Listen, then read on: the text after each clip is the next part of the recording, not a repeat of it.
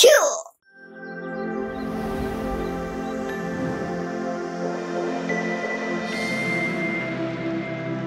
제19화 하나님의 도덕적 속성.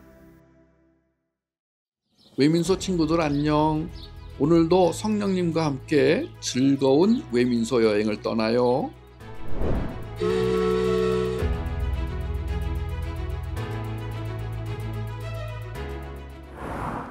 외민소 친구들 이거 알아요?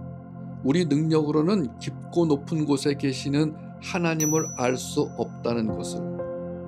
우리는 하나님이 우리와 맺으시는 관계 속에서 자신을 계시하시는 만큼만 하나님을 알 수 있을 뿐이라는 것을. 하나님의 은혜로 살아가는 우리는 우리의 보잘것없는 능력으로 하나님의 존재를 증명할 수도 없고 그렇게 할 필요도 없어요.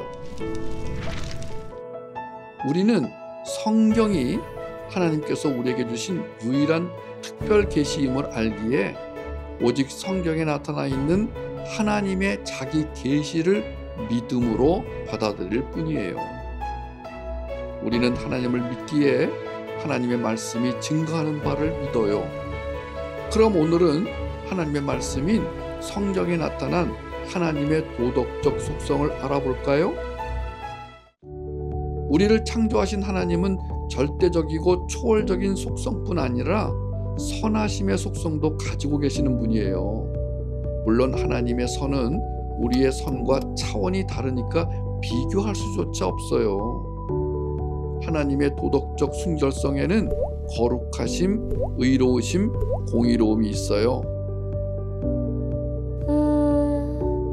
어려워요. 이 세 가지의 차이점이 뭐예요? 거룩하심은 구별되심이에요. 피조 세계와 분리되어 위험하신 거룩이라고 부르기도 해요. 의로우심은 하나님의 행동이 하나님의 법과 일치한다는 의미고, 공의로움은 자신이 정해놓으신 법을 공평하게 집행하심을 의미해요.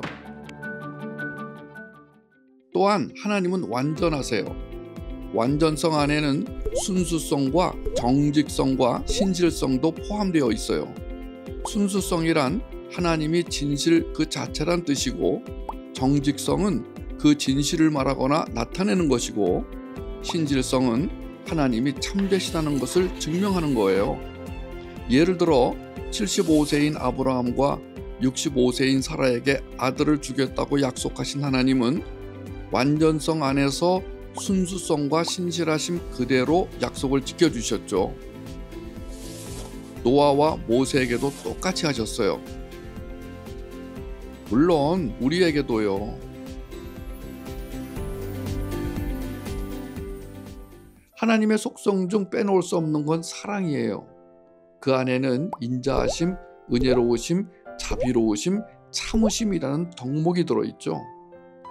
인자하심은 우리의 궁극적인 행복에 대해 지대한 관심을 갖고 계신다는 것을 뜻하고, 은혜로우심은 우리가 받을 자격이 없음에도 불구하고 호의를 베풀어 구원해 주시는 그 모습에서 증명이 되었어요. 거기다 에베소서 2장의 말씀처럼 믿음마저 선물로 주셨으니 우린 입이 10개라도 할 말이 없는 거죠. 자비로우심은 우리를 불쌍히 여기시는 마음이고, 참으심은 참으로 오랫동안 심판을 멈추시고 구원의 은혜를 계속 베푸시는 것. 그 안에는 아무도 멸망하지 않고 다 회개에 이르기를 원하는 하나님의 마음이 들어있어요. 그래요. 이뿐만 아니라 하나님의 계시의 말씀인 성경에는 하나님의 속성이 더 많이 드러나 있지만 지금까지 알게 된 것만으로도 감격하지 않을 수 없어요.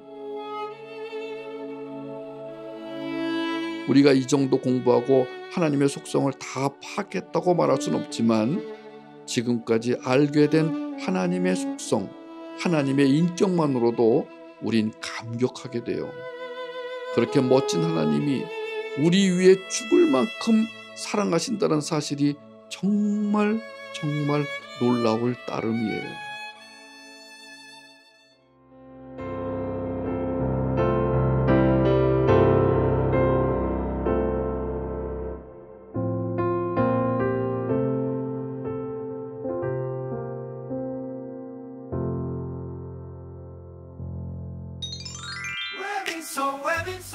오늘의 핵심 포인트. 핵심 포인트 1. 하나님은 절대적이고 초월적인 속성뿐 아니라 선하심의 속성도 가지고 계신다. 핵심 포인트 2. 하나님의 도덕적 속성에는 도덕적 순결성, 완전성, 사랑이 있다. 핵심 포인트 3. 하나님의 도덕적 속성 중 사랑에는 인자하심, 은혜로우심, 자비하심, 참으심이 있다. 오늘의 핵심 포인트 잊지 마. 외민소 퀴즈. 성경책에서 다음 구절을 찾아보고 하나님의 속성과 연결해봐. 로마서 5장 8절, 이사야 6장 3절, 시편 86편 15절. 거룩하심, 인자하심, 사랑. 답을 아는 친구들은 댓글로 남겨줘. 그럼 다음 시간에 만나. 샬롬.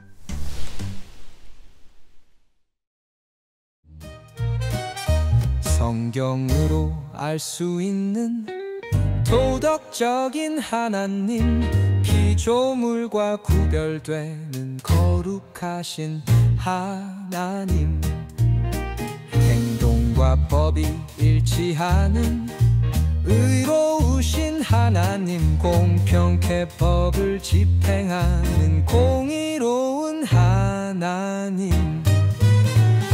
성경으로 알 수 있는 완전하신 하나님, 진실하신 하나님, 신실하신 하나님,